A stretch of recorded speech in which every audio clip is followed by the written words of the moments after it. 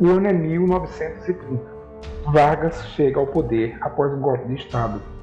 E ele inicia seu governo ditatorial com um objetivo muito claro: acabar com as ameaças armadas ao seu novo governo. Isso significa dar fim aos cangaceiros e minar o poder dos coronéis no Nordeste. Trabalhadores do Brasil,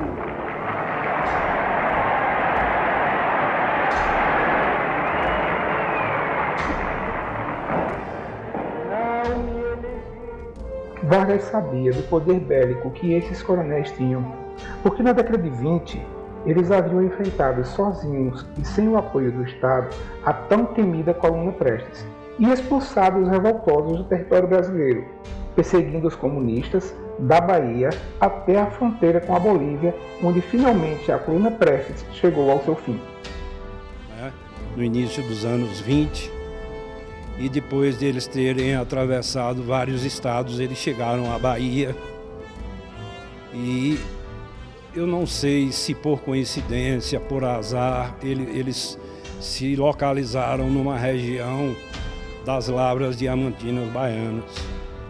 Então, quando a Coluna Prestes chegou com mais de 2.000 homens armados, a pé, assustou, além de ter assustado muito a população, assustou os coronéis, que o coronel Horácio de Matos enfrentou tete a tete o Luiz Carlos Prestes com toda a sua experiência de guerrilha, com todo o seu armamento. E o movimento da Coluna Prestes durou uns 2 anos, mas o fim dele foi justamente na Bahia. Ele teve o fim dele na Bahia, porque saíram da Bahia sendo perseguidos pelo Tocantins até alcançar a Bolívia. Ciente da situação, Vargas sabia que enquanto eles tivessem um poder bélico comparável ao do Estado, jamais conseguiria subjugá-los. Desarmá-los à força então não era uma opção viável, pois resultaria em um conflito certo e de resultados imprevisíveis.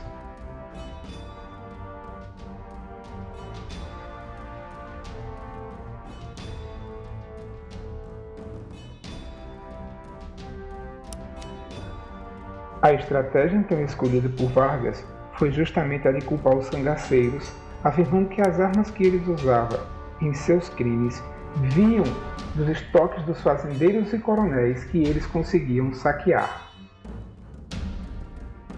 E a partir daí, ele constitui um programa de desarmamento, baseado numa primícia nobre, de que as armas que estavam envolvidas em crimes eram armas da própria população. E essa mesma política também foi adotada pelos governos FHC e Lula, que ao adotar o mesmo discurso de Vargas, dizia que as armas do cidadão de bem acabam na mão dos criminosos. O discurso de Vargas surtiu efeito na mente de alguns coronéis, e muitos deles entregavam voluntariamente suas armas às forças policiais, que enfraqueceu assim as suas milícias e tornavam esses homens mais frágeis aos ataques do cangaço. Uma vez que, como criminoso, Lampião não ia entregar suas armas para polícia nenhuma. Um fato curioso a esse episódio foi a derrota de Lampião em Mossoró, no Rio Grande do Norte. O prefeito daquela cidade, Rodolfo Fernandes, não quis entregar as armas para as polícias e decidiu enfrentar Lampião cara a cara. Certo de que Lampião viria com seu bando para atacar e saquear a rica Mossoró, mandou idosos, crianças e mulheres que fossem retirados da cidade. Armou cerca de 300 voluntários que se dispuseram a lutar. Distribuiu a eles armas, munição e os colocou em pontos estratégicos como torres de igrejas, trincheiras e esperou Lampião chegar.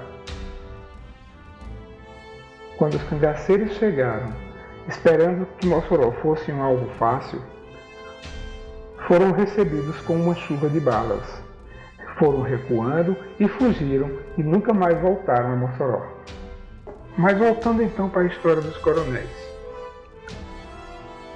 Tomados pela ideia de pacificação, os coronéis da época pouco a pouco foram entregando suas armas às forças policiais. Se destaca no meio dessa história o coronel Horácio Queiroz de Matos, aquele mesmo que perseguiu a coluna Prestes até a Bolívia. Esse coronel, empolgado com a campanha pacifista, logo recebeu as forças de desarmamento. E conta a história que ele fez a entrega de cerca de 40 mil armas, carregadas todas em um trem e embarcadas na capital. Assim que essas armas chegaram nas mãos do governo, de imediato o coronel Matos foi preso e levado para a delegacia, onde permaneceu por um bom tempo, até ser solto por influência política. Ele foi libertado com a condição de que permanecesse na cidade, mas ele ficaria ali por pouco tempo. Foi assassinado no dia 15 de maio de 1931, quando saía para passear com sua filha de 6 anos de idade, com 3 tiros nas costas, disparados pelo policial Vicente Dias dos Santos. O assassino foi absolvido sem jamais ter revelado o mandante do crime, vindo também a morrer alguns meses depois do seu julgamento. Em 1932, Getúlio Vargas ainda enfrentaria mais uma situação de confronto bélico. E dessa vez, porém, seria com o estado mais rico da federação, que era São Paulo, que contava com uma força policial equipadas com fuzis Mauser, moderníssimos para a época, metralhadoras Madsen, carros de combate, canhões e até mesmo alguns aviões de guerra. Além das forças públicas do estado de São Paulo, contava-se também com os batalhões de exércitos sediados no território paulista e com a ajuda de milhares de voluntários que levantaram suas próprias armas para o campo de batalha. Depois de 87 dias de duros combates, o governo de Vargas conseguiu vencer a Guerra Paulista, encerrando assim o último conflito armado ocorrido em território brasileiro. Porém, para Vargas, uma mensagem ficou clara: os paulistas não teriam sequer ousado levantar-se contra a ditadura de Vargas sem o armamento que eles tinham. E depois da eleição veio a retaliação. O governo baixou um decreto. Esse decreto vigora até hoje, criando a restrição de calibres e de armamentos, tanto para cidadãos civis como para as forças policiais. Podemos até tirar algumas lições da época da Era Vargas com a nossa história atual. O primeiro deles é a falácia de que a arma do bandido vem das mãos do cidadão de bem.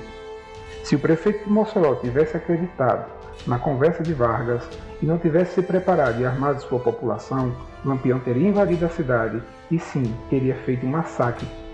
O que aconteceu foi justamente o contrário. Lampião saiu, como se diz aqui no Nordeste, com o rabo entre as pernas, justamente porque a população de Mossoró estava bem armada e não quis se entregar facilmente.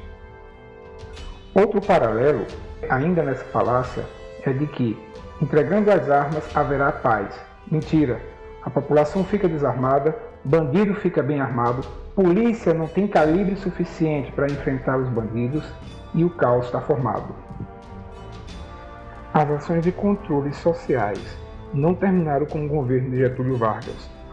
Os governos de esquerdas que chegaram ao poder depois do período militar trouxeram consigo um ânimo redobrado para continuar com as políticas de restrição às armas, iniciando no governo de Fernando Henrique Cardoso, Lula e Dilma. E não é coincidência que esses governos sejam governos de partidos socialistas, PSDB e PT. O desarmamento não pretende tirar a arma de bandido. Ele pretende tirar essa arma do homicídio acidental. Vou repetir as palavras do ministro do governo Lula. O desarmamento não pretende tirar as armas dos bandidos. O que todo mundo quer saber, ministro, é quando as armas dos bandidos serão tiradas.